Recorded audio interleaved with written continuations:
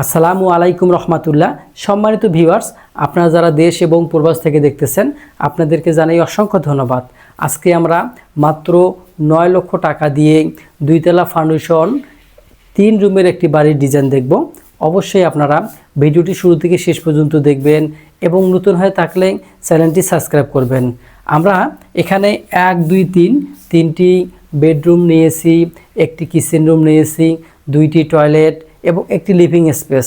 আমাদের কতটুকু জায়গা হলে এই বাড়িটি করা সম্ভব হবে এবং আমরা 9 লক্ষ টাকা দিয়ে কত দূর পর্যন্ত কাজটি করতে পারবো বিস্তারিত আমরা জানব।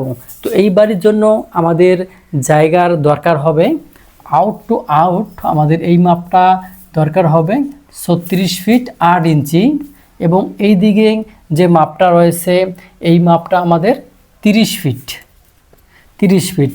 তাহলে আমরা 36 ফিট 8 ইঞ্চি বাই 30 ফিট জায়গার ভিতরে এই বাড়ির ডিজাইনটি আমরা এখন দেখব।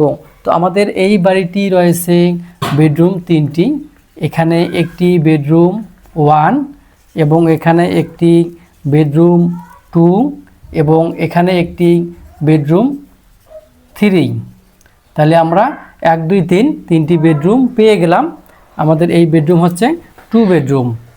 এরপর আমরা দেখব আমাদের বাকি যে রুমগুলো আছে এই রুমের সাইজগুলো দেখব। আমাদের এখানে এটা হলো বিশাল বড় একটা কিচেন রুম, অর্থাৎ যাদের বড় সড়ো কিচেন রুম দরকার তারা কিন্তু এই কিচেন রুমটা দিতে পারেন। এবার আসি আমি সামনের এই অংশতে আমাদের এই লিভিং স্পেস থাকবে। আমরা সামনে দুই পাশে 2টি বারান্দা পাবো এই বিল্ডিংয়ে। এখন টয়লেটগুলো দেখি। আমাদের এখানে যে টয়লেটটা রয়েছে এই টয়লেট আমরা কমন টয়লেট হিসাবে ব্যবহার করব এবং এখানে যে টয়লেটটি রয়েছে এই টয়লেটকে আমরা অ্যাটাচ টয়লেট হিসাবে ব্যবহার করব। আমাদের কিন্তু শেষ। এখন আমরা দেখব এই অংশতে আমরা ডাইনিং স্পেস হিসাবে ব্যবহার করতে পারি। তাহলে আমাদের মাপগুলো এখন আমরা দেখব। তো আমাদের এখানে যে বেডরুম রয়েছে এই বেডরুমের মাপ হচ্ছে 12 ফিট বাই 11 ফিট। আমরা বেডরুম নাম্বার 2 এই বেডরুমের মাপ হচ্ছে 12 ফিট বাই 12 ফিট এবং বেডরুম নাম্বার 3 এখানে 12 ফিট বাই 12 ফিট। অর্থাৎ আমরা রুমগুলো আমাদের মিডিয়াম সাইজ, অর্থাৎ এটা স্ট্যান্ডার্ড সাইজের ভিতরে আছে। এখন আমরা দেখব লিভিং স্পেস কতটুকু।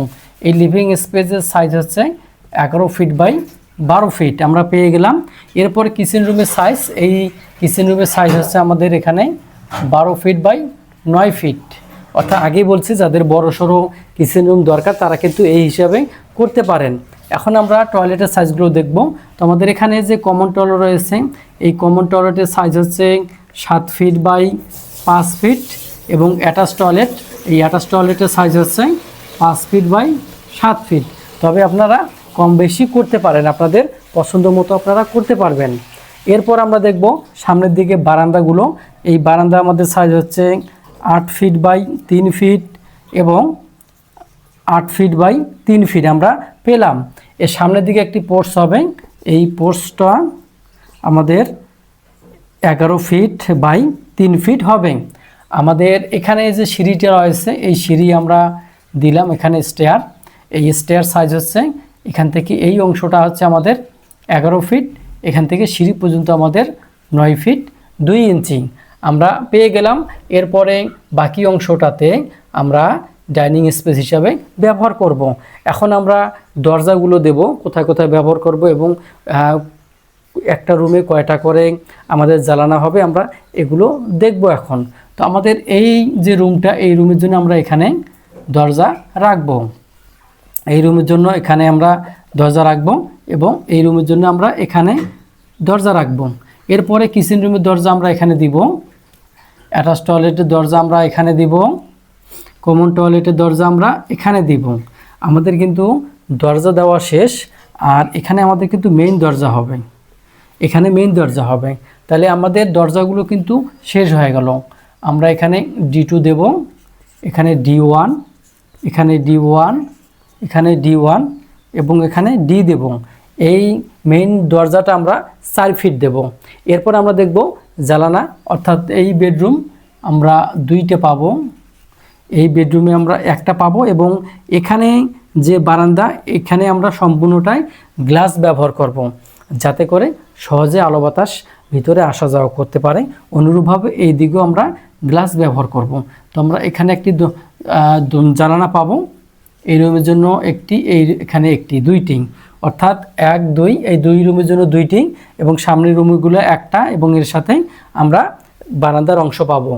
এরপর আমরা দেখব অ্যাটাচ টয়লেট, এখানে একটি আমরা W2 দেব, এবং এখানে একটি আমরা W2 দেব। আমাদের কিন্তু দেওয়া হয়ে গেল।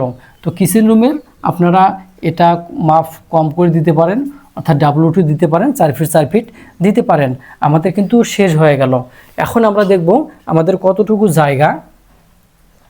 তাহলে আমরা যদি এরিয়া বের করি, তাহলে আমরা পাবো এই বিল্ডিংটিতে আমরা পাবো 1100 স্কোয়ার ফিট, এবং এখানে যে বারান্দা আছে, পোর্চ আছে, এগুলো সহকারে এডিশনাল হিসাবে আমরা পাবো এখানে আরও 100 স্কোয়ার ফিট। তাহলে আমাদের প্রায় 1200 স্কোয়ার ফিট জায়গা। এই 1200 স্কোয়ার ফিট জায়গার ভিতরে আমরা কলামগুলো দেব। কলাম আমাদের 1 2 3 4 5 6 7 8 9 10 11 12। তাহলে আমাদের এখানে কলাম সংখ্যা হবে 12টি। কলাম সংখ্যা হবে আমাদের 12টি। আমরা এই বিল্ডিংটি 2 তলা ফাউন্ডেশন দেব।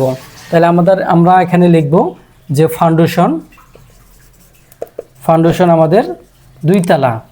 2 তলা ফাউন্ডেশন দিয়ে 1 তলা পর্যন্ত এই বিল্ডিংটি ছাদের নিচ পর্যন্ত কলাম ঢালাই করা পর্যন্ত খরচ হবে আমাদের। তাহলে আমরা লিখতে পারি যে আপ টু কলাম কাস্টিং।